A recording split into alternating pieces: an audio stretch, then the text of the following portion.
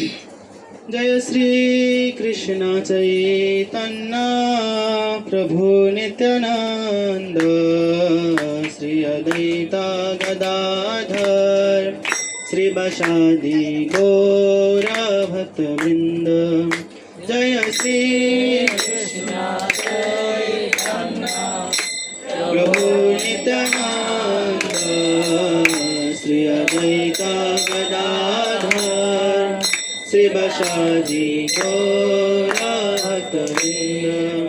श्री कृष्ण चैतन्य प्रभु नित्यानंद श्री अद्वैता गदाधर श्रीवासादि गौर भक्तवृंद। श्री कृष्ण चैतन्य प्रभु नित्यानंद श्रीवासादि गौर भक्तवृंद। हरे कृष्णा कृष्ण कृष्ण हरे हरे हरे राम राम राम हरे हरे। हरे कृष्णा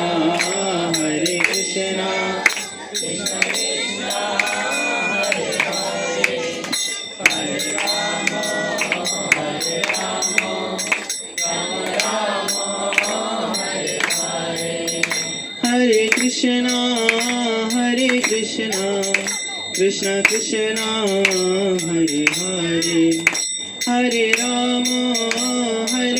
हरे राम राम राम हरे हरे। हरे कृष्णा कृष्ण कृष्ण हरे हरे हरे राम राम राम हरे हरे।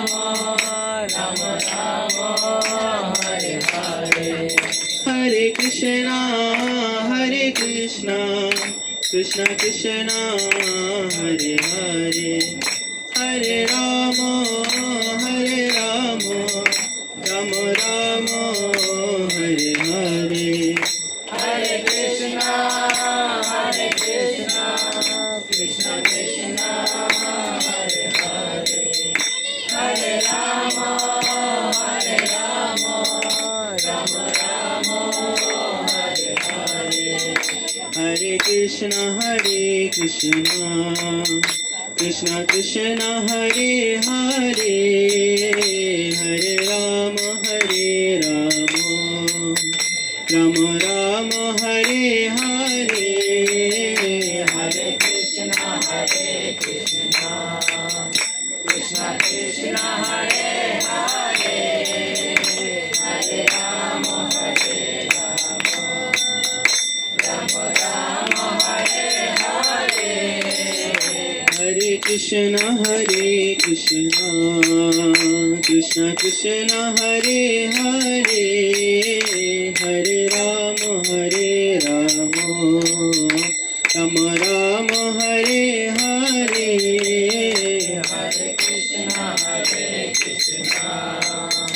कृष्ण कृष्ण हरे हरे हरे राम राम राम हरे हरे।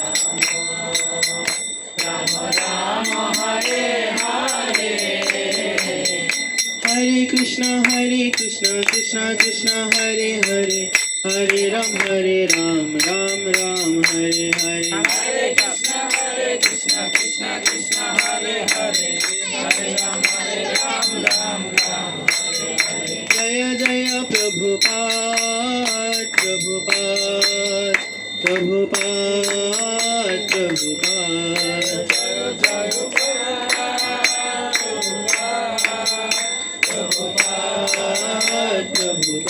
जय जय गुरुदेव गुरुदेव जय गुरुदेव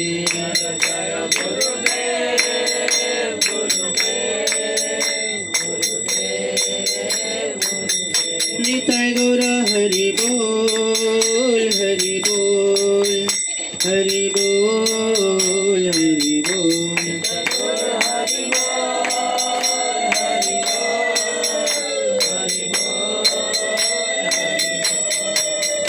হরে কৃষ্ণ। আমরা মঙ্গলাচরণ করবো সবাই হাত জোড় করে।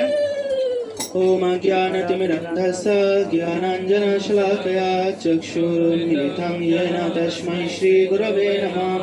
श्रीचैतन्यमनोभीष्टं स्थापितं येन भूतले स्वयं रूपकदा मह्यं ददाति सपदन्तिकं। नमो ॐ विष्णुपादाय कृष्णप्रेष्ठाय भूतले श्रीमते भक्तिवेदान्त स्वामिनिति नामिने। नमस्ते सरस्वती देवे गौरवाणी प्रचारिणे निर्विशेष शून्यवादी पाश्चात्यदेशतारिणे।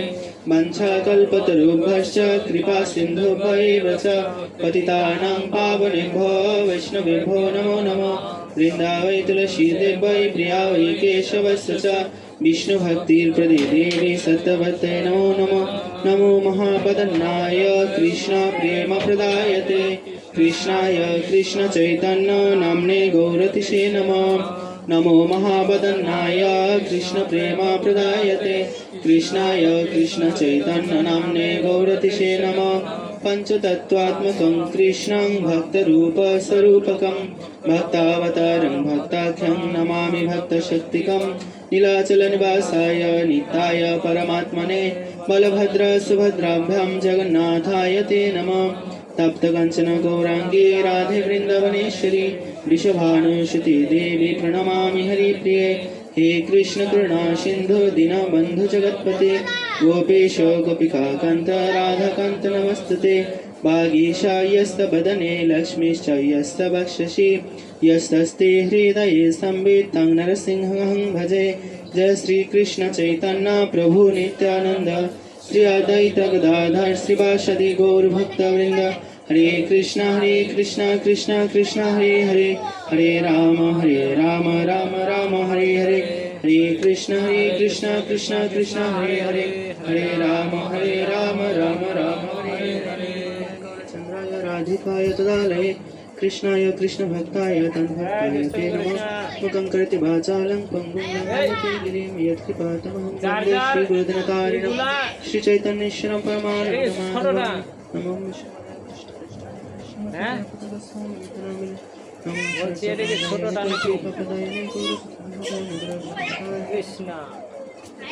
हरे कृष्ण। तो आज के श्री चैतन्य महाप्रभुर शुभ आविर्भाव तिथि कततम আজকে কার জানা আছে? 540তম আবির্ভাব তিথি। তার মানে আজ থেকে 540 বছর আগে পরমেশ্বর ভগবান শ্রী চৈতন্য মহাপ্রভু এই জগতে আবির্ভূত হয়েছিলেন। আচ্ছা, আমি প্রথমে আপনাদের থেকে একটু শুনবো তিনি কেন এই জগতে আবির্ভূত হয়েছেন। কে কে জানেন কেন এসেছেন? চৈতন্য মহাপ্রভু এই জগতে কেন এসেছেন? হাত তুলুন, বলুন।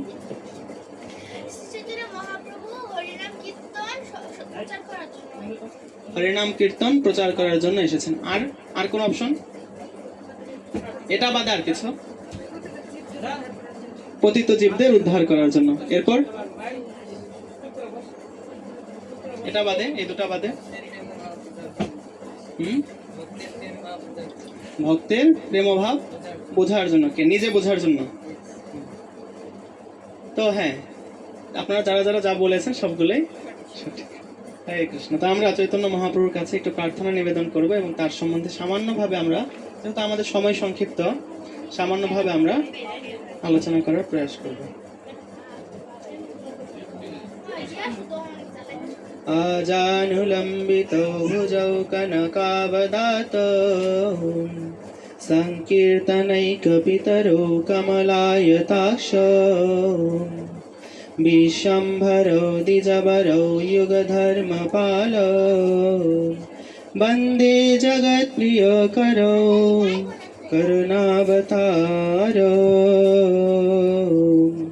নমস্ত্রিকালসত্তায় জগন্নাথসুতায় চ সাবৃত্তায় সাপুত্রায় সকলত্রায় তে নমঃ।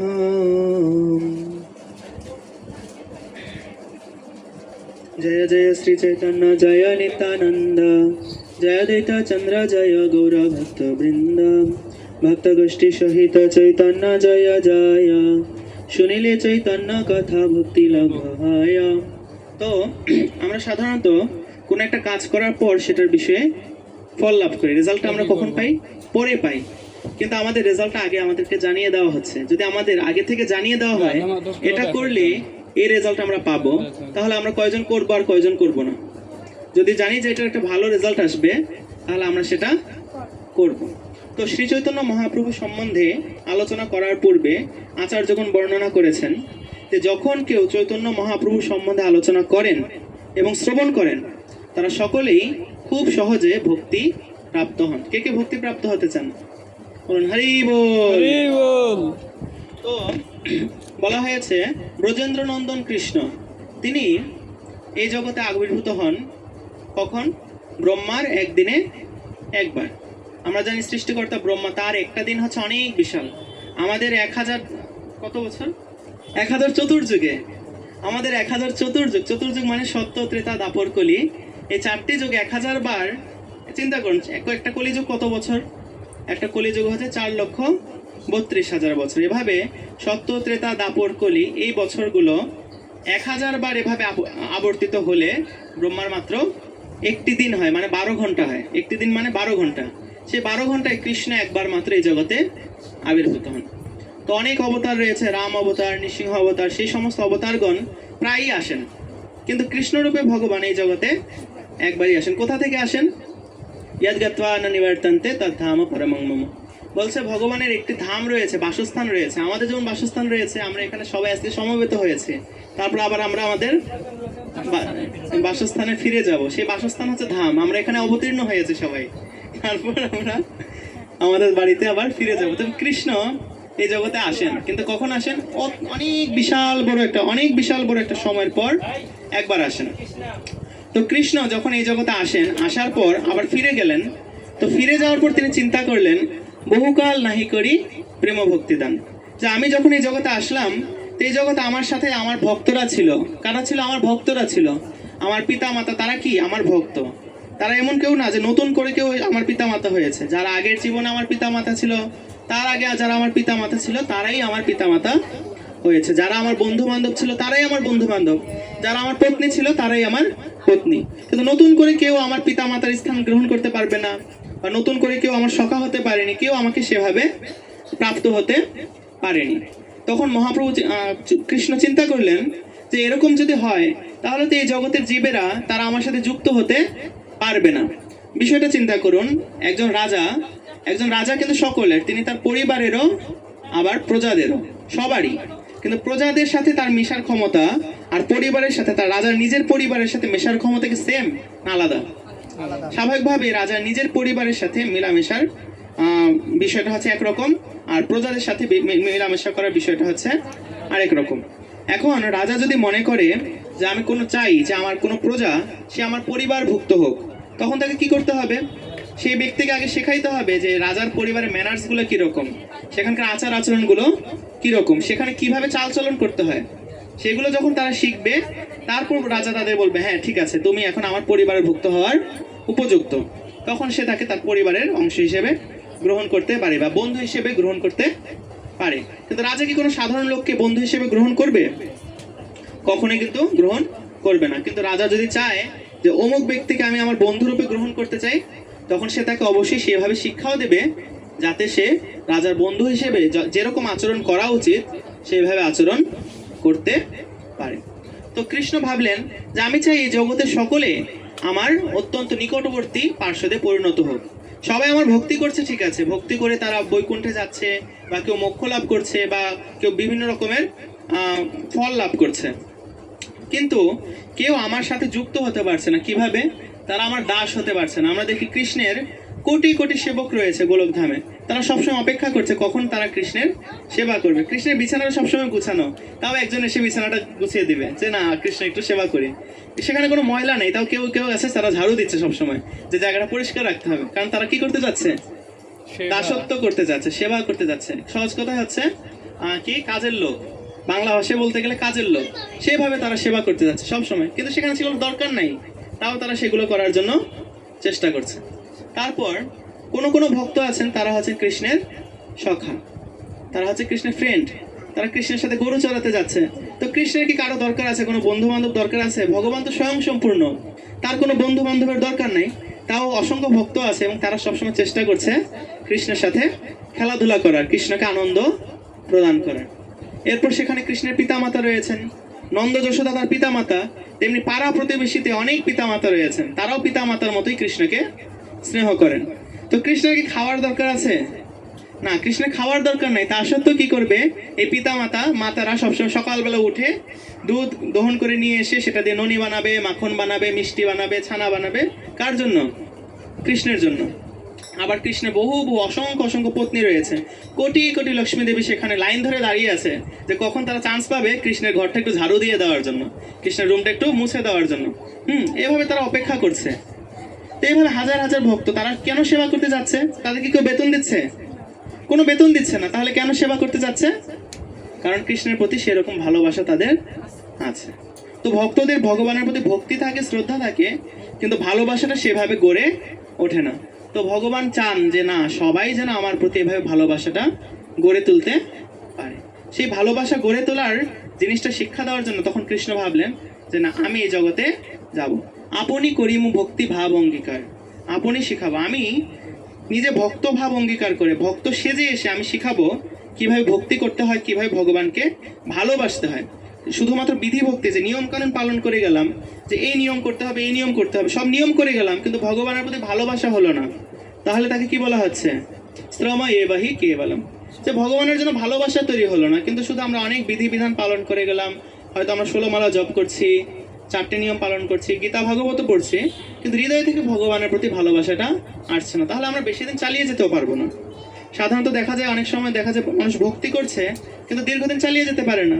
কারণ কি? তাদের হৃদয়ে ভগবানের প্রতি সেরকম ভালোবাসাটি গড়ে ওঠেনি। তো তাই কৃষ্ণ এই জগতে চৈতন্য মহাপ্রভু রূপে আগমন করলেন। এরপর আরেকটা বিষয় আছে, যুগ ধর্ম প্রবর্তাইম নাম সংকীর্তন।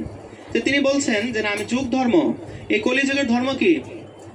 কলিযুগে ধর্ম হয় নাম সংকীর্তন, চারি যুগে চারি ধর্ম জীবেরও কারণ। তো কলিযুগ ধর্ম হচ্ছে কি? হরিনাম সংকীর্তন। তো কলিযুগে একমাত্র নাম যজ্ঞ সার, আর কোনো ধর্ম কইলে নাহি হয় পার। আমরা মনে করছি যে আমরা অনেক রকম পূজা অর্চনা করব, অনেক রকম বিধিবিধান পালন করব। হ্যাঁ, ঠিক আছে, সেটা করতে পারি, কিন্তু যদি আমরা হরিনাম না করি, হরিনাম সংকীর্তন না করি, ভক্তদের সাথে একত্রে মিলে, যেমন একটু আগে আমরা এখানে কীর্তন করছিলাম, যে সবাই মিলে হাতে তালি দিয়ে কীর্তন করছিল, সন্ধ্যাকালে সবে গৃহের দ্বারেতে বসিয়া কীর্তন করো সবে হাতে তালি দিয়া। চৈতন্য মহাপ্রভু আমাদেরকে নির্দেশ দিয়েছেন যে আমাদের যারা গৃহে থাকি তাদের উচিত প্রত্যেকদিন ঘরের সকল সদস্যরা মিলে সন্ধ্যা হোক সকাল হোক একটা সময় বসে হাতে তালি দিয়ে কীর্তন করতে হবে। হয়তো আমাদের কাছে হারমোনিয়াম নেই, মৃদঙ্গ নেই, করতাল নেই, অন্য কোনো বাদ্যযন্ত্র নাই, তো আমাদের হাত আছে, তো সবার হাত আছে না? যার হাত আছে বলছে সেই যেন হাতে তালি দিয়ে হরিনাম সংকীর্তন করে। হরে কৃষ্ণ কৃষ্ণ কৃষ্ণ হরে হরে, হরে রাম রাম রাম হরে হরে। তো এই বিষয়গুলো শিক্ষা দেওয়ার জন্য কি? এক হচ্ছে কিভাবে ভগবানকে ভাব স্তরে, হৃদয়ের ভাব সহকারে ভালোবাসতে হয়, সেটা শিক্ষা দেওয়ার জন্য। দ্বিতীয়ত হচ্ছে হরিনাম সংকীর্তন এই জগতে প্রচার করার জন্য ভগবান শ্রীকৃষ্ণ শ্রী চৈতন্য মহাপ্রভু রূপে এসেছেন। এই যে হরে কৃষ্ণ মহামন্ত্র, এই মহামন্ত্রের কথা, হরে কৃষ্ণ মহামন্ত্র সত্য যুগেও ছিল, ত্রেতা যুগেও ছিল, দাপর যুগেও ছিল, কলি যুগেও ছিল, কারণ সেটা বেদে বর্ণিত হয়েছে এবং বেদ সমূহ সত্য যুগে এসেছে এবং বেদে সেই বিষয়ে হরে কৃষ্ণ মহামন্ত্র সম্বন্ধে বর্ণনা করা হয়েছে। কিন্তু কেউ সেটা করতো না। সবাই জানে এটা ভালো। এখানে আছে যারা একাদশী করতেন না, একসময় করতেন না, তারাও যখনও জানতেন যে একাদশী করতে হয়, একাদশী করা ভালো, একাদশী করার শাস্ত্রের নির্দেশ আছে, কিন্তু করতেন কয়জন? খুব কম, হাতে গোনা কয়জন। কিন্তু তারপর যখন দেখলেন যে সাধুরা এসে আপনাদেরকে শিক্ষা দিচ্ছে যে একাদশী করতে হয়, আপনারা আরেকজনকে করতে দেখলেন, আরেকজনের মাধ্যমে উৎসাহ পেলেন, তখন আপনারা করছেন, তাই তো? এটাই তো সত্য কথা। কিন্তু আমরা কিন্তু জানতাম যে একাদশী বলে একটা জিনিস আছে, আমাদের করতে হবে একাদশী, যেহেতু আমরা হিন্দু মানুষ, আমরা এগুলো জানতাম কিন্তু করতাম না। তেমনি শাস্ত্রে যদিও হরে কৃষ্ণ মহামন্ত্র কীর্তন করার কথা বলা হয়েছে, এতে পারতর উপায় নাচতে সর্ববেদেশে দৃশ্যতে, কিন্তু তবুও মানুষেরা সেটা করতো না। তাই কৃষ্ণ ভাবলেন যে মানুষ যেহেতু করছে না, এই ধর্ম আমাকেই শিক্ষায় দিতে হবে। আপনি না কইলে ধর্ম শিখানো না যায়, যে নিজে যদি আমি আচরণ না করি তাহলে আমি অন্য কাউকে সেটা শেখাতে পারবো না। তাই ভগবান নিজে আমাদেরকে শিক্ষা দেওয়ার জন্য হরিনাম সংকীর্তন করতে এই জগতে আবির্ভূত হলেন। তিনি নিজে হরিনাম সংকীর্তন করলেন। এই যে আমরা দেখছি ছবিতে যে মহাপ্রভু, ইনি মহাপ্রভু তিনি নিজে হরিনাম সংকীর্তন করছেন প্রত্যেক দিন। কিভাবে? না, তিনি সকালবেলা তার ভক্তদেরকে নির্দেশ দিয়েছেন, প্রতি ঘরে ঘরে গিয়া করো এই ভিক্ষা, বলো কৃষ্ণ ভজ কৃষ্ণ, করো কৃষ্ণ শিক্ষা। তুমি সবার ঘরে ঘরে গিয়ে তোমার শিক্ষা দেবে যে এই কৃষ্ণের সংসার করো, ছাড়িয়ে অনাচার। তো তোমরা ঘর সংসারে থাকো, কৃষ্ণ ভক্তি করার জন্য ঘর সংসার ত্যাগ করে চলে যেতে হবে এরকম কিছু না। কৃষ্ণের সংসার করো, কিন্তু তিনটা কাজ তোমাদের করতে হবে বাধ্যতামূলক। কি? বলো কৃষ্ণ, প্রতিদিন বলো কৃষ্ণ, মানে প্রত্যেকদিন আমাদের কৃষ্ণ নাম কীর্তন করতে হবে, জপ করতে হবে, হরে কৃষ্ণ কৃষ্ণ কৃষ্ণ হরে হরে, হরে রাম রাম রাম হরে রাম, অথবা কীর্তন করতে হবে, দুটি করতে হবে। করো কৃষ্ণ, অর্থাৎ কৃষ্ণ শ্রীমদ্ ভগবত গীতাতে আমাদেরকে যেইভাবে কর্ম করার নির্দেশ দিয়েছেন, ইদম কর্মসু কৌশলম, ভগবান বলছেন এটা হচ্ছে কর্ম করার উপায়। কর্ম করতে ভগবান বলেছেন, কিভাবে করতে হবে সেটাও ভগবান সেখানে বলেছেন। সেইভাবে কর্মটি করো এবং করো কৃষ্ণ শিক্ষা, নিজে কৃষ্ণ সম্বন্ধে শিখো, অন্যকে কৃষ্ণ সম্বন্ধে শিক্ষা প্রদান করো। তো এইভাবে ভগবান শিক্ষা দেওয়ার জন্য এই জগতে তার ভক্তদেরকে প্রেরণ করছেন। মহাপ্রভু তার ভক্তদের নির্দেশ দিচ্ছেন যে তোমরা যাও, প্রতি ঘরে ঘরে গিয়ে এটা শিক্ষা দাও। এভাবে তারা যেন কৃষ্ণের সংসার করে এবং সেখানে তারা কোনো অনাচার না করে। অনাচার মানে কি? অনাচার মানে হচ্ছে পাপ কর্ম, নিষিদ্ধ কর্ম। তারা যেন আমিষ আহার বা মাংস আহার, প্রাণী হত্যা এগুলো না করে, তারা যেন নেশা, তাস, পাশা, জুয়া এগুলো নিয়ে পড়ে না থাকে, তারা যেন বেবিচার না করে, এইভাবে তারা যেন সঠিকভাবে জীবন যাপন করে, এই শিক্ষা ভগবান চৈতন্য মহাপ্রভু আমাদেরকে দিয়েছেন।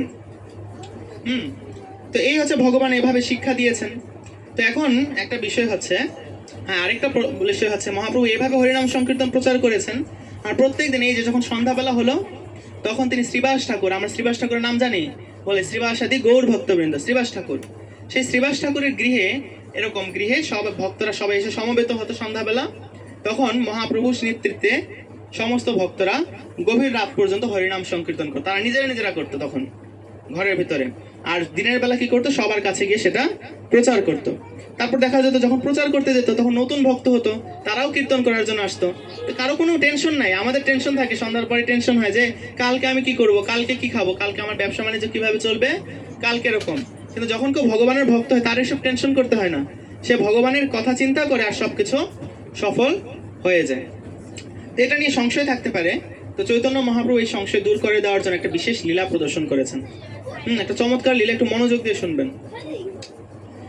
তো যখন চৈতন্য মহাপ্রভু এই জগতে এভাবে হরিনাম প্রচার করছেন, তিনি তার ভক্তদেরকে ঘরে ঘরে প্রেরণ করছেন, তখন বলেন তো কারা প্রথম বাধা দিয়েছে? ভক্তরা যখন মানুষের ঘরে ঘরে গিয়ে মহাপ্রভুর নির্দেশে হরিনাম প্রচার করছে, কারা প্রথম বাধা দিয়েছে বলেন তো? আর আরে সাধারণ হিন্দু লোকজন, ঘরের সাধারণ হিন্দু লোকজন বলছে এরা কি শুরু করছে, হ্যাঁ এগুলো কোথায় আছে, এতকাল থেকে হরিনাম করে নাই, তেলা কোথেকে আসছে, এরা কি আমাদের চেয়ে বড় ধার্মিক হয়ে গেছে? এটা হচ্ছে তাদের মনের চিন্তা। তো তারা গিয়ে এরকম বাধা দিচ্ছে এবং তারা বলতেছে আমরা গিয়ে কার কাছে বিচার দেব? কাজীর কাছে গিয়ে বিচার দেব। দেখেন, তারা হিন্দু লোকজন বিচার দেবে কার কাছে গিয়ে? কাজীর কাছে, যাতে এদেরকে শায়েস্তা করে, এরা যাতে হরিনাম প্রচার করতে না পারে। আর এইভাবে হিন্দু সমাজটা ধ্বংস হয়ে যাতে, সে আগেও এরকম ছিল, এখনো চলতেছে। তো এভাবে যখন কথা রটে গেছে যে কাজীর লোকের কাছে বিচার দেওয়া হবে, তখন হচ্ছে বাংলার শাসক হচ্ছে নবাব, রাজা নয় নবাব। নবাব মানে কি? মুসলিম শাসক। তো তাকে গিয়ে যখন বিচার দিবে যে এইখানে লোকেরা এরকম হরিনাম সংকীর্তন করে, হিন্দুদের ধর্ম প্রচার করে, তাহলে নবাব কি করবে? তার সৈনিকদেরকে প্রেরণ করবে, সৈন্য সামন্ত প্রেরণ করে তারপর হচ্ছে কি করবে, হিন্দুদেরকে বা বৈষ্ণবদেরকে, সোজা কথা বৈষ্ণবদেরকে শায়েস্তা করবে। এইভাবে বলা বলে করছে। আবার কেউ কেউ বলছে যে রাজা যদি আসে, রাজা তার নবাব তো চিনবে না যে কে বৈষ্ণব আর কে সাধারণ লোক, তো তারা কি করবে, সব হিন্দুদেরকে ধরে ধরে শায়েস্তা করবে। তার একজন বলতেছে না না, তাহলে রাজার কাছে আগে যাওয়া যাবে না, যাওয়ার আগে কি করবে, বৈষ্ণবদের যত ঘর বাড়ি আছে সব আমরা ভাঙ্গা ছুঁড়ে গঙ্গায় ভাসায় দিয়ে আসি, বৈষ্ণবদেরকে আমরা থাকতে দেবো না, গ্রাম থেকে বের করে দেবো। তো এইভাবে বলা বলি শুরু করছে। তো এই যখন বলা বলি হচ্ছে, তখন এই কথাটা কে শুনেছে? শ্রীবাস ঠাকুর। তিনি গঙ্গায় স্নান করতে গেছেন, তখন শুনেন যে গঙ্গার ঘাটে লোকেরা এর ধরনের কথা বলা বলি করতেছে। তো শ্রীবাস ঠাকুর মনে একটু কষ্ট উৎপন্ন হলো, ভয় না কষ্ট। যদিও মনে হতে পারে যে এই কথা শুনে তার ভয় লাগতে পারে যে রাজার সৈনিকেরা আসবে বা শ্রীবাস ঠাকুরের ঘর বাড়ি ভেঙে ফেলবে, কিন্তু শ্রীবাস ঠাকুরের মনে এটা নিয়ে কোনো ভয় নাই। এটা হচ্ছে বৈষ্ণবের লক্ষণ, যে তার ক্ষতি হবে এটা দেখে তার মনে ভয় নাই বা এরকম চিন্তা নয়। তার মনে কষ্ট যে রাজার সৈনিকেরা যদি আসে তাহলে তো শুধু বৈষ্ণবদের ক্ষতি করবে তা নয়, সাধারণ প্রজাদেরও, সাধারণ হিন্দু লোকদেরও ক্ষতি করবে। তো তিনি ভাবলেন যে ভগবানের কাছে আমার প্রার্থনা করা উচিত যাতে রাজার সৈনিকেরা না আসে, কারণ নবাবের সৈনিকেরা আসলে সাধারণ হিন্দু লোকদেরও অত্যাচার হবে। কারণ প্রায় 50 বছর আগে এরকম একটা ভয়ঙ্কর ঘটনা ঘটেছে পাশের গ্রামে, যেখানে নবাবের সৈনিকেরা এসে পুরা গ্রামের সকল ব্রাহ্মণদেরকে হত্যা করে সেখানে হিন্দু বসতি শূন্য করে দিয়েছে এবং পরে সেখানে মুসলমানদের বাসস্থান হয়েছে। এই কথা তার মনে পড়েছে এবং এই কথা মনে পড়ে তখন তিনি তার বাড়িতে গেলেন, গিয়ে তার ঠাকুর ঘরের দরজা বন্ধ করে ঠাকুর ঘরের ভিতরে ঢুকে তিনি নৃসিংহদেবের স্তব করছেন। জয় নৃসিংহ শ্রী নৃসিংহ, জয় জয় শ্রী নৃসিংহ, উগ্রং বীরং মহাবিষ্ণুং জ্বলন্तं সর্বতোমুখম নৃসিংহং ভীষণং ভদ্রম মৃত্যুর্নমাম্যহম। এভাবে তিনি নৃসিংহদেবের স্তুতি করছেন। তো যখন স্তুতি করছেন তখন দেখেন কি তার ঠাকুর ঘরের দরজায় কে যেন লাথি মারছে। তো লাথি কে মারতে পারে? তো তিনি তো ভয় পেয়ে গেছেন, নবাবের সৈনিকরা আসলে কি চলে আসলো নাকি যে ঠাকুর ঘরের দরজায় লাথি দিচ্ছে। তো দরজা তিনি খুলছেন না, তিনি ভাবছেন কি ব্যাপার, একটু ভেবে দেখি। তখন দরজা জোরে জোরে লাথি দিয়ে তিনি যখন ভাবলেন যে থাক দরজাটা খুলে দিই, দেখি কি হয়েছে, দেখতে তো হবে। তো খোলার আগে দরজা খুলে গেছে, আর খুলে যাওয়ার পর আশেপাশে যা কিছু আছে সব পরিবর্তন হয়ে গেছে। ঠাকুর ঘরের ভিতরে বাইরে সব কিছু আগুন জ্বলে উঠেছে, দাউ দাউ করে আগুন। তিনি যে এই জগতে আছে এরকম বোঝাই যাচ্ছে না, বা তিনি তার বাড়িতে আছেন এরকম বোঝা যাচ্ছে না। চারোদিকে দাউ দাউ আগুন, আর সেই আগুনের মাঝখান দিয়ে হেঁটে আসছে কে? ভগবান নৃসিংহদেব। তিনি নৃসিংহদেব স্তুতি করছেন, নৃসিংহদেব সেখানে চলে আসছে। তো দূর থেকে দেখা যাচ্ছে নৃসিংহদেব আসছে, যখন কাছে আসছে তখন দেখে সে হচ্ছে নিমাই পণ্ডিত, গৌরাঙ্গ, চৈতন্য মহাপ্রভু। বলেন গৌরাঙ্গ গৌরাঙ্গ গৌরাঙ্গ। শ্রীবাস ঠাকুর দেখছেন যে তখন সেখানে চৈতন্য মহাপ্রভু চলে এসেছেন। তাকে দেখছিলেন তখন নৃসিংহদেব, এখন তিনি হয়ে গেলেন কে? চৈতন্য মহাপ্রভু। তখন তিনি, শ্রীবাস ঠাকুর তো জানেন না যে চৈতন্য মহাপ্রভু হচ্ছেন ভগবান। তিনি জানতেন যে চৈতন্য মহাপ্রভু একজন ভক্ত, যিনি সবাইকে হরিনাম করাচ্ছেন, হরিনাম প্রচার করাচ্ছেন, কিন্তু তিনি যে ভক্ত সেটা তিনি, ভগবান কৃষ্ণ, সেটা তিনি জানতেন না। তখন চৈতন্য মহাপ্রভু এসে ঠাকুরের আসনের উপরে এভাবে বসছেন, বসে বলতেছে, কিরে শ্রীবাস, তুই কারকে এত ডাকছিস? এটা আমি তো ডাক শুনে কত আগে চলে এসেছি, আর তুই কিনা এখন ভয় পাচ্ছিস, কিসের ভয়? তখন শ্রীবাস ঠাকুর তার স্তুতি করছে। তো ভগবান যখন আসে তখন ভগবানের স্তুতি করা উচিত। স্তুতি করার পর চৈতন্য মহাপ্রভু তাকে বলছে যে তুমি ভয় পেও না। প্রথমে বলছে যে ভয় পেও না, লোকের এসব কি ছড়িয়েছে, গুজব রটিয়েছে, এসব সত্য কথা নয়, নবাবের সৈনিক আসবে না। তারপর আবার বলছে, তাও যদি কোনোদিন নবাবের সৈনিকেরা আসে বৈষ্ণবদেরকে ধরে নিয়ে যাওয়ার জন্য, তাহলে তোমাদের নেতা হিসেবে আমি গিয়ে আগে তাদের নৌকাতে উঠবো। কারণ নবাব তো আসবে গঙ্গা পার ওই পার থেকে, তো ওই পারে নবাবের রাজপ্রাসাদ, সেখান থেকে আসবে, তো নদী পথে আসবে। আমি গিয়ে নবাবের নৌকাতে গিয়ে উঠবো, গিয়ে বলবো, নবাব তুমি তোমার পণ্ডিত মৌলানা সবাইকে ডেকে বলো যে তাদের শাস্ত্র থেকে পাঠ করতে, তাদের যে কিতাব আছে সেখান থেকে পাঠ করতে। সেই কিতাব থেকে পাঠ করার শোনার পর মানুষের মনের যত দুঃখ দুর্দশা সব দূর হয়ে যায় কিনা, তাদের হৃদয় আনন্দে পরিপূর্ণ হয়ে যায় কিনা। আমরা জানি যে কেউ যখন আনন্দিত হয় তখন তার চোখ থেকে কি পড়ে, জল পড়ে, অত্যন্ত আনন্দিত হলে, সাধারণ লেভেলে আনন্দে না। তো যদি এই সমস্ত কিতাবের কথা শুনে তাদের চোখ দিয়ে অনবরত জল পড়তে থাকে, তাহলে বোঝা যাবে যে তাদের কিতাবের কিছু আছে। তখন তারা তো পারবে না, মহাপ্রভু বলছে, নিজেই উত্তর দিচ্ছে, তারা তো এটা করতে পারবে না।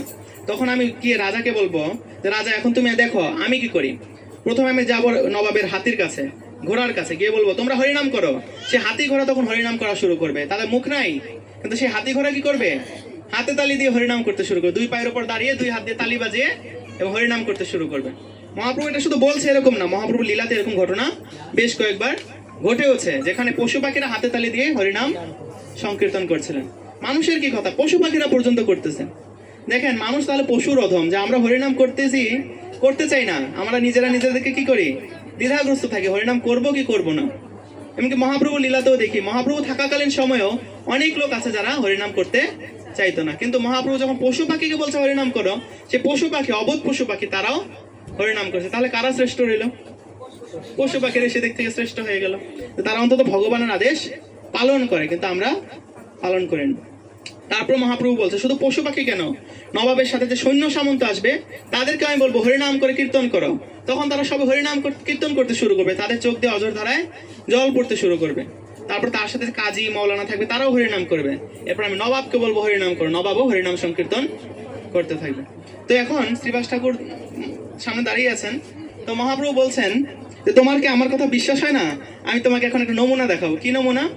না, তিনি তখন ঘরের উঠানে চলে আসলেন, তো উঠানে 5 বছরের একটা মেয়ে খেলা করতেছে, মাটি টাটি দিয়ে খেলা করতেছে, বাচ্চারা যেমন খেলাধুলা করে। সেই মেয়ের নাম হচ্ছে নারায়ণী। কি নাম? নারায়ণী। সে হচ্ছে শ্রীবাস ঠাকুরের বড় ভাইয়ের মেয়ে। তার বড় ভাই দেহত্যাগ করেছে, এই মেয়েটা হচ্ছে এতিম, সে হচ্ছে সেখানে শ্রীবাস ঠাকুরের বাড়িতেই থাকে। তো সেখানে খেলাধুলা করছে। তো মহাপ্রভু তাকে ডাক দিলেন যে নারায়ণী এদিকে আয়। নারায়ণী আসলো, আসার বললো নারায়ণী কৃষ্ণ বলি কান্দ। হে নারায়ণী, তুমি কৃষ্ণ নাম কীর্তন করো, আর আনন্দে কীর্তন করো, আনন্দে ক্রন্দন করো, কান্না করো। তো নারায়ণী তখন কীর্তন করা শুরু করলো, হরে কৃষ্ণ কৃষ্ণ কৃষ্ণ হরে হরে, হরে রাম রাম রাম হরে হরে। তো নারায়ণী শুধু কীর্তন করছে এরকম না, হাতে তালি দিয়ে কীর্তন করছে এরকম, সে লাফাচ্ছে, লাফিয়ে লাফিয়ে নৃত্য করছে। আমরা যে দেখি ভক্তরা লাফিয়ে লাফিয়ে নৃত্য করে, সে কেমন লাফাচ্ছে? একটা 5 বছরের বাচ্চা কতটুকু লাফাতে পারে? এতটুকু হলে এতটুকু লাফাবে, এতটুকু লাফাবে না। সেই মেয়েটা এভাবে লাফাচ্ছে যে ঘরের ছাদ স্পর্শ করতেছে, এত জোরে জোরে লাফাচ্ছে। একটা বাচ্চা মেয়ের পক্ষে এভাবে সম্ভব? সেভাবে লাফিয়ে লাফিয়ে নৃত্য করছে। শুধু নৃত্য করছে না, তার চোখ দিয়ে আনন্দে জল পড়ছে। সেই জল এত 1-2 ফোঁটা জল নয়, সে এত জল পড়ছে, আশেপাশে যত লোকজন আছে সবাই ভিজে যাচ্ছে সেই জল দিয়ে, ঝর্ণার মতো জল পড়ছে। তারপর জল এত পড়ছে, পড়তে পড়তে উঠান ভেসে গেছে তার চোখের জলে। বিশাল বড় উঠান, আগের দিন তো উঠানগুলো এরকম থাকতো, হাঁটু পর্যন্ত নিচে থাকতো, তো পুরো উঠান ডুবে গেছে, হাঁটু পর্যন্ত জল হয়ে গেছে তার চোখের জলে। সে কিভাবে এগুলো ক্রন্দন করছে, এত কান্না সে কিভাবে করছে?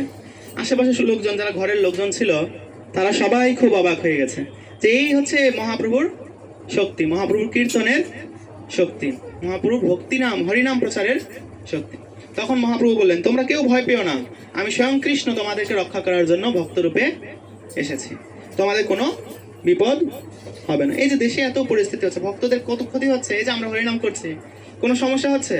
হয়তো সমস্যা একটু বাড়বে, একটু কমবে। হিরণ্যকশিপুর সময় সমস্যা হয়েছিল, কিন্তু তখনও কি ভক্তরা হরিনাম করে নাই? তারা নিজের ঘরে প্রহ্লাদ মহারাজ হরিনাম করেছে। আর সেখানে আমাদের ঘরে কোনো ঝামেলা নাই, আমরা আমাদের ঘরে বসে একটু 2 মালা জপ করবো, সেটাও আমাদের অনেক সময় ইচ্ছা হয় না। তাহলে ওষুধটা আসলে কোথায় আছে? আমাদের নিজেদের মনের ভিতরে বসে আছে। তো সেই মনের ওষুধ দূর করার জন্য কি করতে হবে? তো বলছে, কৃষ্ণদাস কবিরাজ ঠাকুর বর্ণনা করছেন, চৈতন্য সিংহের নবদ্বীপে অবতার, সিংহগ্রীব সিংহবীর্য সিংহের অহংকার, সেই সিংহ বসুক জীবের হৃদয় কন্দরে, কলমশ দীরজ নাশে যাহার অহংকারে। বলছে চৈতন্য মহাপ্রভু, আর যিনি নৃসিংহদেব অভিন্ন, তিনি চৈতন্য সিংহ। তিনি কোথায় অবতীর্ণ হয়েছেন? নবদ্বীপ ধামে অবতীর্ণ হয়েছেন। কি সিংহগ্রীব, তিনি দেখতে সিংহের মতো, সিংহ যেমন খুব পাওয়ারফুল, তাকে দেখতে তেমন খুবই পাওয়ারফুল, খুব হ্যান্ডসাম, সহজ কথা খুব হ্যান্ডসাম। সিংহগ্রীব সিংহবীর্য, তিনি সিংহের মতো সামর্থ্য, তার কথা অমান্য করে সেরকম কোনো সামর্থ্য সেই অঞ্চলে কারো নাই। কারণ তিনি স্বয়ং ভগবান। এবং সিংহের অহংকার, তিনি যখন হরিনাম সংকীর্তন করেন, আমাদের মাইক লাগে, মাইক দিয়েও সাউন্ড বেরোয় না, কিন্তু মহাপ্রভু হরিনাম করলে সেখানে মাইক দরকার হয় না, হাজার হাজার মানুষ সবাই সেখানে উপস্থিত, সবাই স্পষ্ট ভাবে শুনতে পাচ্ছে যে মহাপ্রভু হরিনাম করছে। কেন কি? মহাপ্রভু কণ্ঠের ধ্বনি এত বিশাল যে সকলের হৃদয়ে সে হরিনাম প্রবেশ করছে। তো সেখানে প্রার্থনা করা হচ্ছে সেই সিংহ, মানে সে চৈতন্য সিংহ, চৈতন্য মহাপ্রভু জীবের হৃদয় কন্দরে, হৃদয়ের গুহাতে প্রবেশ করুক। সিংহ কই থাকে? গুহাতে। তো বলছে চৈতন্য মহাপ্রভু আমাদের হৃদয়রূপী গুহাতে প্রবেশ করুক, কারণ আমাদের হৃদয়টা গুহার মতো অন্ধকার। গুহার ভিতর কি থাকে? অন্ধকার থাকে, ময়লা থাকে, নোংরা থাকে, আবর্জনা থাকে, অসুর থাকে। তো আমাদের হৃদয়ে চৈতন্য মহাপ্রভু প্রবেশ করুক। তার ফলে কি হবে? কলমশ দীরজ নাশে যাহার অহংকারে, যার হরিনাম সংকীর্তনের কারণে, যার শিখানো হরিনাম সংকীর্তন করার মাধ্যমে জীবের হৃদয়ের সমস্ত কলমশ, পাপ প্রবণতা, এই যে আমরা বললাম আমাদের হৃদয়ে কে আছে? অসুর বসে আছে, সেই অসুর সেখান থেকে পালিয়ে যাবে। তো আরেকটি লীলা বলবো, সেটা হচ্ছে এই ঘটনার কিছুদিন পরে চৈতন্য মহাপ্রভু বিবেচনা করে দেখলেন যে ভক্তরা সবাই কি করছে? ভয় পাচ্ছে। যে মানুষজন, বিশেষ করে হিন্দু লোক, ঘরের লোকেরাই, তারাই কি করছে? শত্রুতা করছে, হরিনাম সংকীর্তনে বাধা দিচ্ছে। তো মহাপ্রভু ভাবলেন যে না, এখন আমার সব ভক্তদেরকে দেখাইতে হবে, তা আমি হচ্ছে তাদের প্রভু, স্বয়ং কৃষ্ণ, আমি এই জগতে চৈতন্য মহাপ্রভু রূপে এসেছি। তাদের যেন মনে কোনো কষ্ট না থাকে, ভয় না থাকে, সেজন্য আমি তাদেরকে সাহস প্রদান করব। কিভাবে? তিনি একদিন সকালবেলা শ্রীবাস ঠাকুরের ঘরে গেলেন, গিয়ে শ্রীবাস ঠাকুরকে বললেন, শ্রীবাস, তুমি গঙ্গা থেকে জল নিয়ে আসো, গঙ্গা থেকে কলস কলস ভরে জল নিয়ে আসো, আমার মাথা খুব গরম হয়ে গেছে, ভক্তদের চিন্তায় আমার খুব মাথায় টেনশন। ভক্তদের চিন্তায় আমার মাথায় খুব টেনশন, আমি চাই যে তোমরা আমাকে শীতল জল দিয়ে স্নান করাবে। তো ঠিক আছে, চৈতন্য শ্রীবাস ঠাকুর তখন গঙ্গা থেকে জল নিয়ে আসছে। তো গঙ্গা থেকে জল নিয়ে এসে মহাপ্রভুর মাথায় ঢালছে। মহাপ্রভু বলছে না, এক কলসি জলে হবে না, আরো নিয়ে আসো, আরো নিয়ে আসো। তো যত আছে ভক্তরা সেখানে উপস্থিত ছিল, সবাই কলস কলস ভরে জল নিয়ে এসে মহাপ্রভুর মাথায় ঢালছে। মহাপ্রভুর মাথায় তারা সেভাবে জল ঢালছে। ভক্তরা লাইন ধরে দাঁড়িয়ে আছে এবং প্রত্যেকে এক কলসি করে জল নিয়ে এসে মহাপ্রভুর মাথায় ঢেলে দিচ্ছে। কতক্ষণ ধরে ঢাললো? বলা হচ্ছে 7 প্রহর, মানে 21 ঘন্টা যাবত মহাপ্রভুর মাথায় এভাবে জল ঢালছে। আর মহাপ্রভু সে তখন কি বসে আছে? না, তখন তিনি একজন ভক্তকে ডাকছে। যে ভক্তকে ডাকছে, মুরারি গুপ্ত তুমি এদিকে আসো, তুমি রামচন্দ্রের ভক্ত, তুমি এখানে দাঁড়াও, দেখো তো কি দেখতে পাও। তখন মুরারি গুপ্ত দেখতে পেলেন সেখানে চৈতন্য মহাপ্রভু নয়, কে বসে আছে? সীতা, রাম, লক্ষ্মণ, হনুমান। তারপর একজন ভক্ত আছেন প্রদ্যুম্ন ব্রহ্মচারী, তিনি নৃসিংহদেবের ভক্ত। তো মহাপ্রভু তাকে বললেন এখানে আসো, দেখো তো কি দেখতে পাও। তখন তিনি দেখতে পেলেন কি সেখানে নৃসিংহদেব বসে আছে। এমনি কোন এক ভক্ত বরাহদেবের ভক্ত, তিনি এসে দেখছেন যে চৈতন্য মহাপ্রভু নয়, সেখানে কে বসে আছে? বরাহদেব বসে আছে। কেউ হয়তো কৃষ্ণের ভক্ত, সে এসে দেখছে সেখানে রাধা কৃষ্ণ বসে আছে। তো ভক্তরা এভাবে সবাই খুব অভিভূত হয়ে পড়েছে এবং মহাপ্রভু তাদেরকে দেখাচ্ছে আমি হচ্ছে স্বয়ং ভগবান কৃষ্ণ, যিনি এই জগতে ভক্তভাব ধারণ করে তোমাদেরকে হরিনাম শিক্ষা দেওয়ার জন্য এসেছে। এরপর চৈতন্য মহাপ্রভু একজন ভক্তকে ডাকলেন, তার নাম হচ্ছে গঙ্গাদাস পণ্ডিত। কি নাম? গঙ্গাদাস পণ্ডিত। তিনি ছিলেন মহাপ্রভুর টিচার। ছোটবেলায় মহাপ্রভু তার কাছে পড়াশোনা করেছেন, তো তাকে ডেকেছেন। সেও একজন ভক্ত। তো তিনি তাকে বলছেন, গঙ্গাদাস তোমার কি একটা ঘটনা মনে পড়ে? মহাপ্রভু তাকে বলছেন, এবার নাম ধরে বলছেন যে তোমার কি একটা ঘটনা মনে পড়ে? গঙ্গাদাস পণ্ডিত হাজির করে বলছে, প্রভু কোন ঘটনার কথা বলছেন? তখন বলছেন, চিন্তা করে দেখো, আজ থেকে 50 বছর আগের কথা। তখন তুমি নবদ্বীপে থাকতে না, তুমি কোথায় থাকতে? গঙ্গার অপর পাশে ব্রাহ্মণ গ্রামে তুমি থাকতে। সেই গ্রামে সকলে ছিল ব্রাহ্মণ, সকলে শুদ্ধ ব্রাহ্মণ ছিলেন। তারা অত্যন্ত নিয়ম কানুন, নিয়ম নিষ্ঠা সহকারে কি করতেন? ভগবানের সেবা অর্চনা করতেন। সেখানে তারা বেদের যত বিধিবিধান আছে সেগুলো যথাযথভাবে পালন করতেন এবং তারা ছিলেন সমস্ত শাস্ত্রে দক্ষ। তো তুমি সেখানকার একজন বাসিন্দা ছিলে। তো একবার মনে পড়ে যে একবার কি হয়েছিল, সেখানে পাশের গ্রামের অন্য ধর্মের কিছু লোক তারা নবাবের কাছে গিয়ে বিচার দিয়েছিল, মিথ্যা বিচার। কি? যে তোমাদের ব্রাহ্মণ গ্রামের ব্রাহ্মণেরা মিলে ষড়যন্ত্র করেছ যে এই অঞ্চলের নবাবকে সরিয়ে তোমরা একজন ব্রাহ্মণকে রাজা বানাবে। হ্যাঁ, এই কথা শুনে নবাব কি হয়েছিল? খুব ক্ষেপে গিয়েছিল। নবাব কোনো আগে পিছে বিচার না করে তিনি কি করেছেন? সেখানে সৈনিক পাঠিয়েছে। কি জন্য সৈনিক পাঠিয়েছে? যাতে সেই ব্রাহ্মণ গ্রামের সমস্ত ব্রাহ্মণদেরকে রাতারাতি মেরে ফেলা হয়। এবং সেই হলো, কোনো বলা নাই কওয়া নাই, গোপনে গোপনে এসে রাত্রেবেলা আক্রমণ করেছে। সে আক্রমণে যে পালাতে পেরেছে পালাইছে, যে পালাইতে পারেনি সেই মারা গিয়েছে। তখন বলছে মহাপ্রভু বলছেন যে গঙ্গাদাস তখন তোমার মনে পড়ে তোমার 2টো মেয়ে ছিল, তুমি তোমার 2টো মেয়ে আর তোমার স্ত্রী, তোমরা জঙ্গলের পথ দিয়ে পালিয়ে পালিয়ে গঙ্গার তীরে এসেছিলে, যে তোমরা যদি কোনো মতে গঙ্গাটা পার হতে পারো তাহলে তোমরা কি হবে? রক্ষা পেতে পারবে। কিন্তু তখন তো গভীর রাত, তখন তো দিনের বেলা না, তখন কি গভীর রাত। আর চলতেছে কি? তখন আক্রমণ চলতেছে। নদীতে কোনো কি নাই, নৌকা নাই, কোনো মাঝি নাই, কে তোমাদেরকে রক্ষা করতে আসবে? তোমরা খুব চিন্তায় পড়ে গেছো। তখন তোমরা হরে কৃষ্ণ মহামন্ত্র কীর্তন করছো এবং ভগবানের কাছে প্রার্থনা করছো, কৃষ্ণ যদি তোমার ইচ্ছা হয় তুমি রক্ষা করো। এমন করে বলছে না যে কৃষ্ণ রক্ষা করো, রক্ষা করতেই হবে, এইভাবে বলছে না। কি বলছে? যে কৃষ্ণ তোমার যদি ইচ্ছা হয় তাহলে রক্ষা করো, তোমার যদি ইচ্ছা না হয় তাহলে এখানে আমাদের শেষ করে দাও। তোমার ইচ্ছা সব, আমরা তোমার ইচ্ছা মেনে নিচ্ছি। এটা হচ্ছে আদর্শ ভক্তের মনোভাব।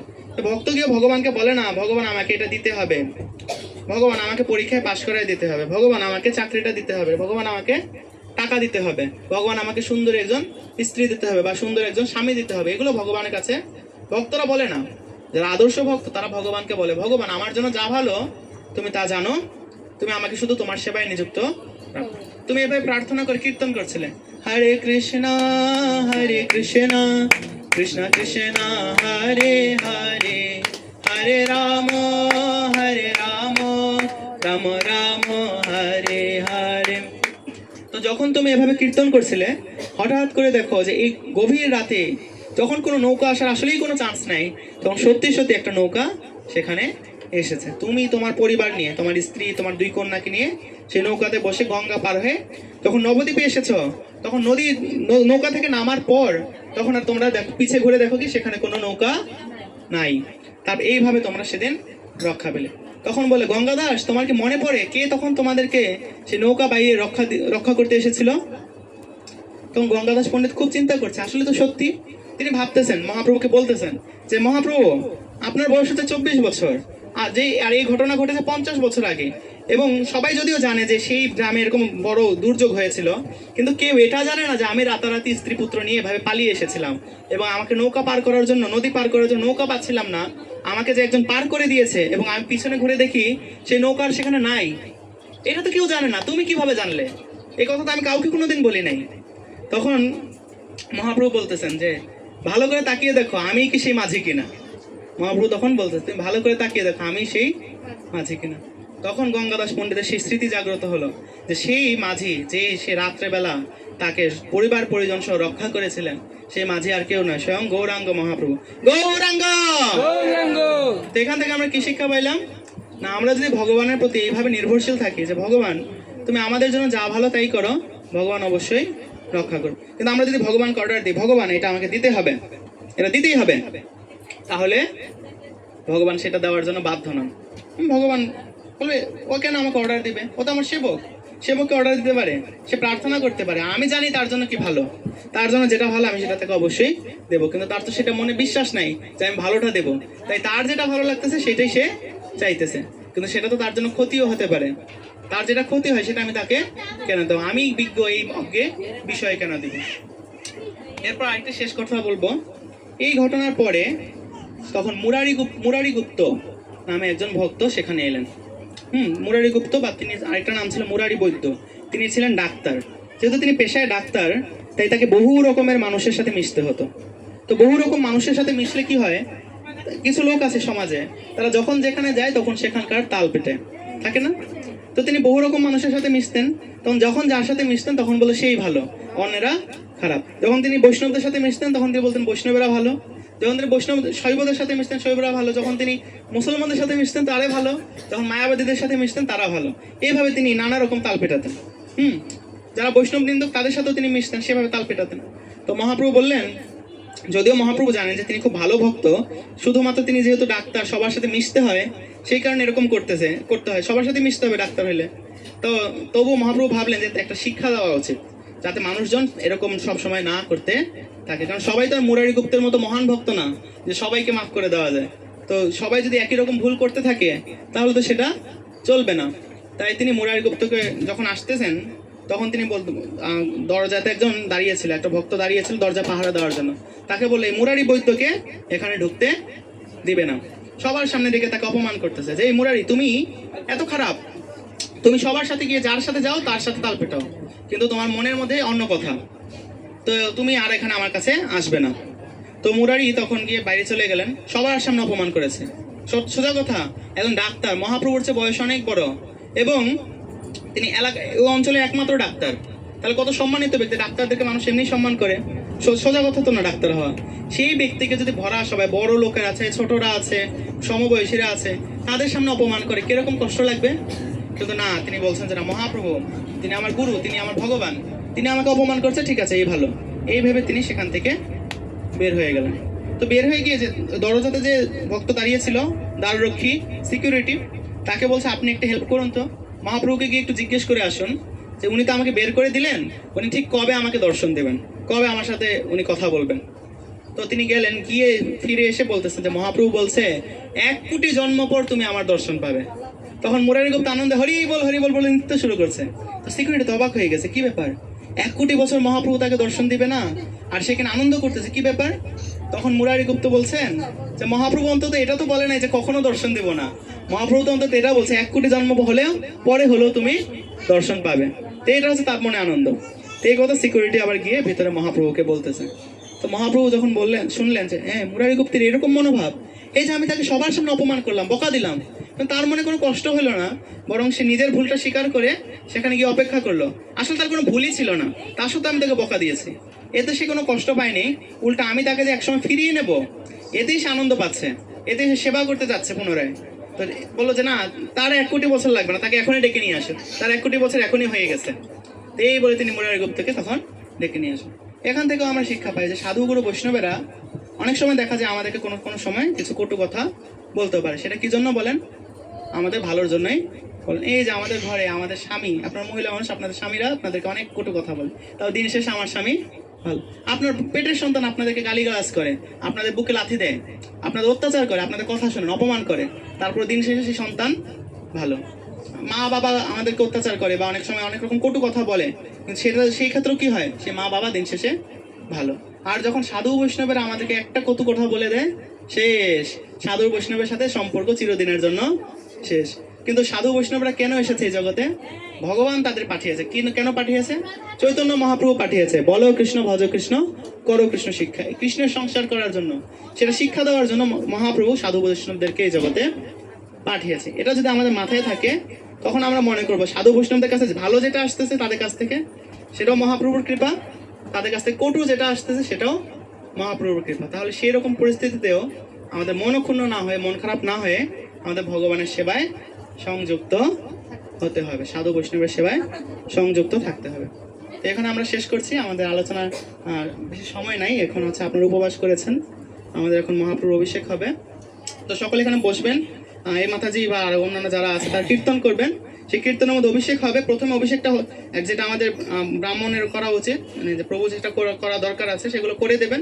তারপর আপনারা লাইন ধরে আসবেন, লাইন ধরে এসে অভিষেক করে এখান দিয়ে এসে এখান দিয়ে বেরিয়ে যাবেন। ঠিক আছে, ঘুরে বেরিয়ে যাবেন, কেউ ঠেলা ধাক্কা করবেন না। হরে কৃষ্ণ। প্রশ্ন?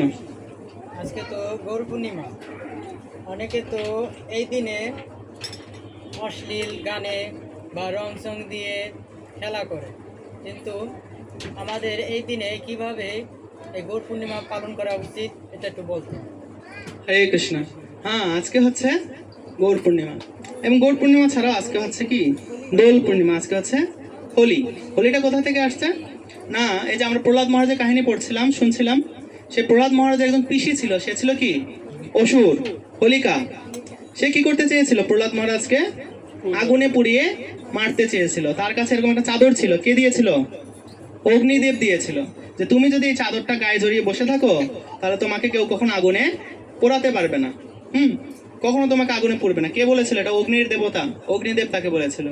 তো হোলিকা এসে তার ভাই হিরণ্যকশিপুকে বলছে যে তুমি প্রহ্লাদকে মারার জন্য এত চেষ্টা করছো, পারছো না, দেখো আমার কাছে একটা বুদ্ধি আছে, আমি প্রহ্লাদকে কোলে নিয়ে এই চাদরটা গায়ে দেবো আমি, আর প্রহ্লাদকে পাশে বসিয়ে আমি একটা কাঠের স্তূপের উপর উঠে বসবো, সহজ কথা চিতার উপর উঠে বসবো, আর তুমি সেখানে আগুন ধরিয়ে দিবে। তো এইভাবে আমি বেঁচে যাবো, প্রহ্লাদ মরে যাবে, বাস তোমার সমস্ত চিন্তা শেষ। তো সেরকম তো আগুন জ্বালিয়ে দেওয়া হলো। তো আগুন জ্বালিয়ে দেওয়ার পর কিছুক্ষণ পর সেখান থেকে চিৎকার শোনা যাচ্ছে, স্বাভাবিক, কেউ মারা যাচ্ছে, চিৎকার শোনা যাবে, এবং সেটা চিৎকার শোনা যাচ্ছে, এবং তারপর একটু পর আগুন নিভে গেছে, ছাই সব জায়গায় ছাই, সময় মতো আগুন নিভে গেছে।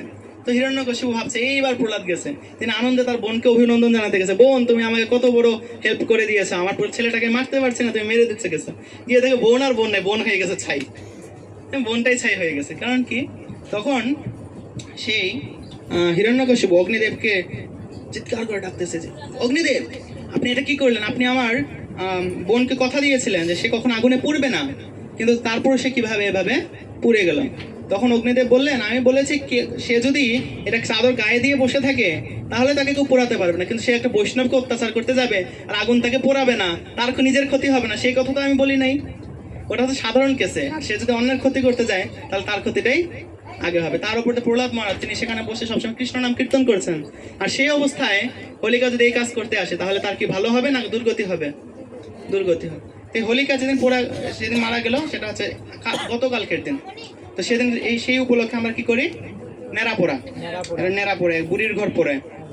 আরে তারপর দিন সমস্ত মানুষেরা হোলি উৎসব পালন করেছিল। হোলিকা দহনের পরে তারা হোলি উৎসব পালন করেছিল, কারণ হোলিকার অত্যাচারে মানুষেরা খুব কি ছিল, জর্জরিত ছিল। তো যখন হোলিকা মারা গেছে সবাই আনন্দ উৎসব করছিল। তো এটা হচ্ছে কখনকার ঘটনা? সত্য যুগের ঘটনা। আর দাপর যুগে রাধাকৃষ্ণ এসে হোলি উৎসব তখন চলতেছিল, সত্য যুগ ত্রেতা যুগ সবসময় সেটা চলছিল। আর দাপর যুগে রাধাকৃষ্ণ সেই দিনটাও বিশেষভাবে পালন করেছিলেন, বৃন্দাবনের অধিবাসীরা সেই দিনটা বিশেষভাবে পালন করেছিলেন, সেজন্য সেটা আরো বেশি পপুলারিটি পেয়েছে।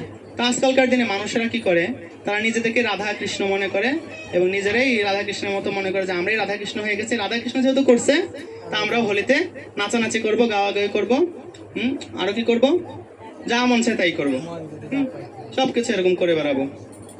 তো এইভাবে এরকম শুনতেছিলাম যে কোন এক জায়গায় এরকম মন্দির প্রাঙ্গণে তারা হচ্ছে ডিজে মাইক ভাড়া করেছে। কেন?